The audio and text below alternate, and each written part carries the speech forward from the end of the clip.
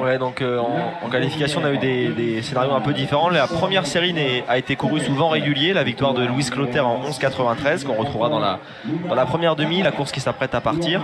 Et puis ensuite, les trois autres ont été un peu trop poussés par le vent, plus de 5 environ, plus de 4 environ pour les trois séries suivantes. On a eu 11,76 par Chana Lambourde dans la deuxième série, elle sera dans la deuxième demi.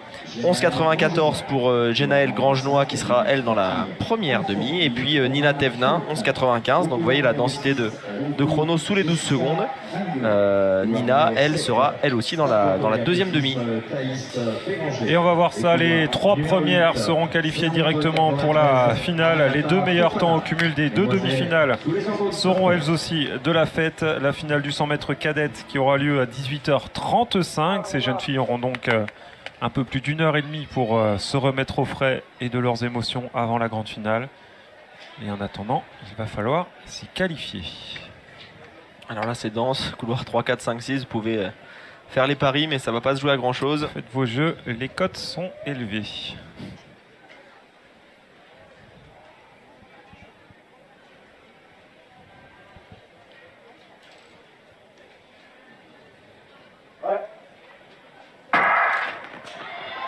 C'est bien parti dans cette première demi-finale. Très bon départ à l'extérieur pour Aminata Fofana du CA Montreuil 93. Mais regardez, Louise Clotaire qui va l'emporter pour l'AS Caluire et Cuire comme en série. 11,77 avec un vent très légèrement trop favorable, plus 2,1 mètres par seconde. Ça aurait été un record personnel pour elle. Mais une course maîtrisée pour Louise Clotaire qui a l'air d'être très relâchée jusqu'à la fin. Oui, tout à fait, on peut dire ça. Non, elle a dominé, hein, effectivement. Le premier tiers de course a été devant et après, elle a maintenu son écart. Du coup, moi j'ai regardé qu'elle, donc je ne sais pas où les autres. Hein, si vous avez vu, allez-y. C'était beaucoup plus serré pour la bagarre derrière. En attendant, Louise Clotaire, elle a vraiment géré cette course après un départ comme les autres. Et là, vous la voyez qui se détache. Le placement est là, le relâchement aussi.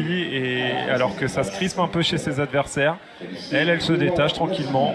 La deuxième place sera prise par Romane Colletin d'Alfortville. Et victoire donc pour Louise Clotaire de l'AS Caluire et Cuire, c'est la banlieue lyonnaise.